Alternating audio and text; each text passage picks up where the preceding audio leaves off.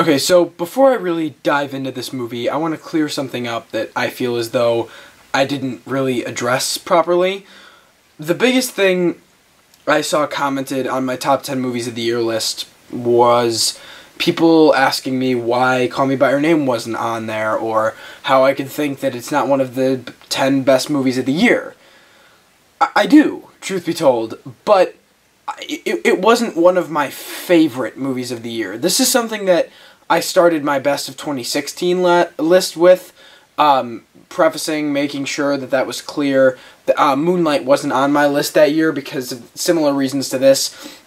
This movie simply just didn't stick with me as much as the other 10 films on my list did. When I look back on my favorite films, there are movies that I want to watch again right now that give me goosebumps when I think about the theater experience of them, to my enjoyment of the films. And while I respect this movie for its craft and how well put together it is, because I'm going to get into why I think this movie's great, I simply just didn't find it to be one of my top 10 favorite films of the year. So that's why I didn't have it on my list of favorite movies. So since that's out of the way, I can talk about the movie itself, which I saw a little while ago. I've had time to let it kind of sink in. I'm sorry this video is so late. I have a lot going on, a lot to get done, but I have a lot of videos lined up that I want to create, and this is one that I've sort of been putting on the back burner for a while, but I'm finally able to get around to talk about this movie. I was looking forward to seeing this movie. It's obviously a big Oscar frontrunner, especially an adapted screenplay, and people like to imagine that Timothée Chalamet has a chance of winning, but he doesn't. But that's not to say he doesn't deserve. People are gonna shit on me for that. He had a great performance. I'll talk about that later. But I was very much looking forward to get out to see the movie. I finally got to see it when it came here. Movies are finally releasing here. The Phantom Thread just came out here. I'm seeing it tomorrow. I finally got to see The Post last night, so I was able to get to see this film, and it pretty much met all of my expectations. I tried to stay away from a lot of things about this movie. I want to call out a certain fan. I think his name's Connor Parrott, who has been asking me to A, do this review for a ridiculously long time, and B, who for a while back had asked me to do like trailer reactions and stuff to this movie, which I try not to do. I try and stay away from as many trailers as I can. Specifically with movies like this, I wanted to go in fresh, not knowing much, knowing the bare minimum of the plot, and that really helped. What works so well about this movie for me is just in general how natural everything feels. What movies really set out to do at the end of the day is encapsulate you, and this movie does that pretty much flawlessly. There are only a couple movies that I can really point to and say, that movie made me forget I was in a movie theater. That movie made me, every now and then, look back down from the screen at my fucking bowl of popcorn and just kind of like, oh shit, that's right. The only real time I can remember that happening was when I saw Don't Think Twice last year, but this movie had me doing that. I found myself to be completely engrossed in the film the entire way through, following these characters, almost growing with them, learning about them, understanding them more and more as the film goes on.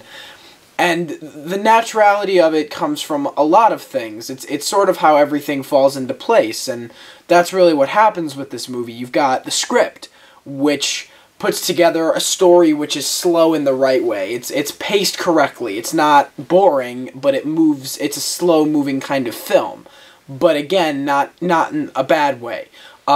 The dialogue itself is all around pretty great. These people.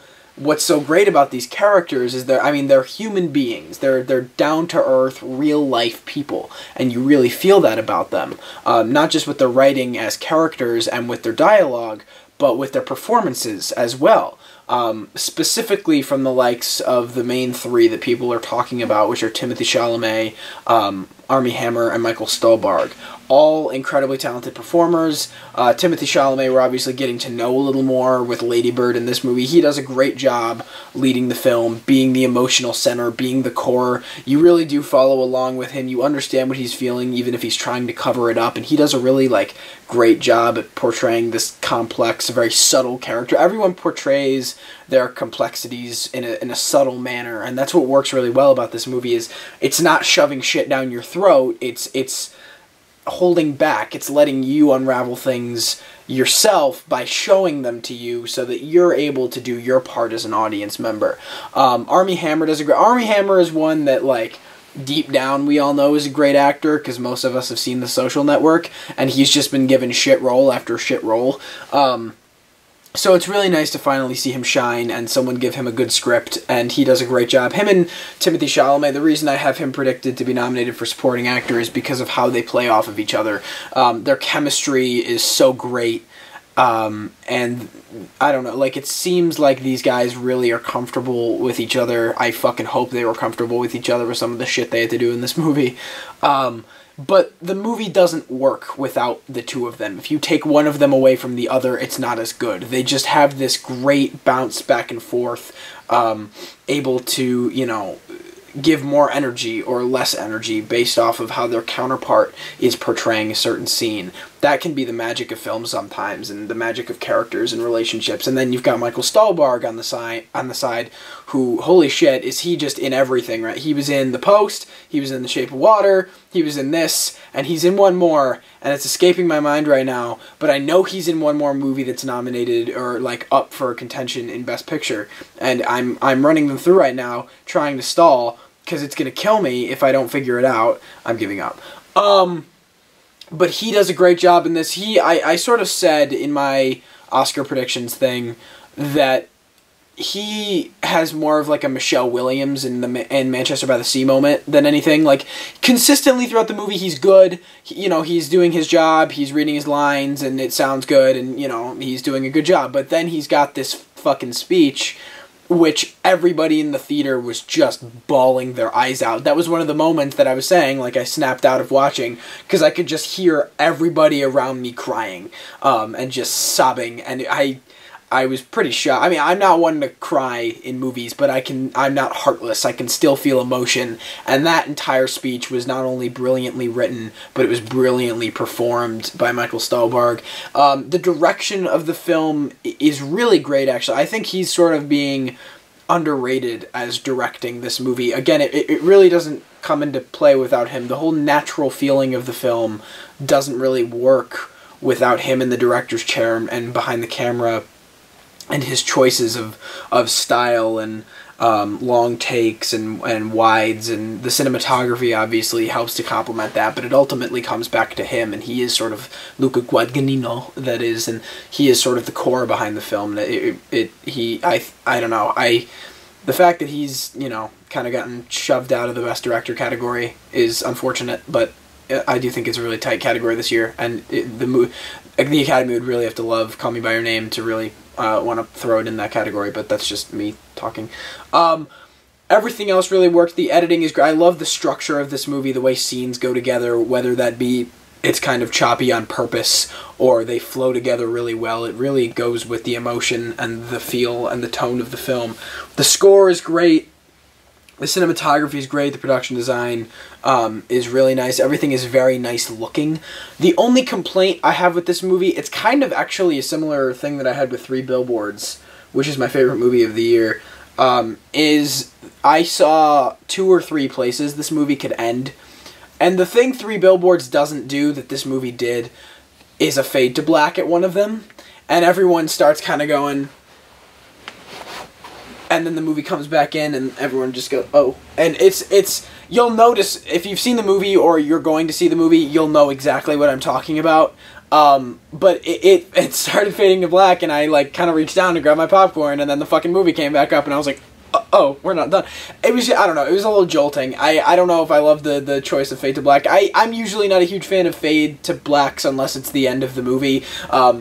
I don't know why it makes me think of this. I saw Pete's Dragon last year, which I found to be kind of entertaining, but they had this fucking tendency to just keep fading to black over and over again. Usually that's kind of just this tell of, like, we're wrapping up, and the movie goes on for like another maybe 5-10 minutes after that point, and there was another point where I was like, this could be the end. So it's weird to kind of, it's just that last chunk of the movie that you're like, are we ending here, are we gonna keep going? And it gives you this weird kind of vibe. It was just for me, I think. And but you'll know what I'm talking about if you've seen the movie. I obviously don't want to, like, talk about it in too much detail because it's the ending, but I can tell you that that's why I felt the way I did. Three Billboards doesn't do that. It never fades to black, but there are a couple of points where the camera's doing some kind of motion, like over that way, like a slow move that everyone's like, okay, this is it, and cut to a new scene. Like, if you kind of see what I'm talking about. But other than that minor little gripe, I think everything in this movie is really quite great. I wish it had sort of, I don't know, left me, when I had walked out, and this isn't a complaint on the movie, this is, I guess, more of just what I have taste in. I wish I had just been, like, you know, shivering and like, oh my god, that was so good. Like, if I had had that feeling, it would have made it on my list, but everything else I saw that I put on my top 10 list is like, that's how I felt walking out of that movie. That's why they were my favorites of the year. I would absolutely put this on the top 10 best list of the year. And when I inevitably, because I've been working on this, when I come out with my choices for the Oscar nominations, what I would want to be nominated, and I have 10 picks for Best Picture, I'll give you a little spoiler, this one's in there. I think it absolutely deserves the attention it's going to get at the Oscars. It's a very, very well put together film that will really make you feel something and is worthwhile to get out and see no matter where it is around you. I think it's an important movie to see too. So I don't like talks of a sequel though. Don't do that, please. Just leave it alone. And they're gonna fucking do it. Like, it's already, I think, confirmed. But like, why? We don't need to see that.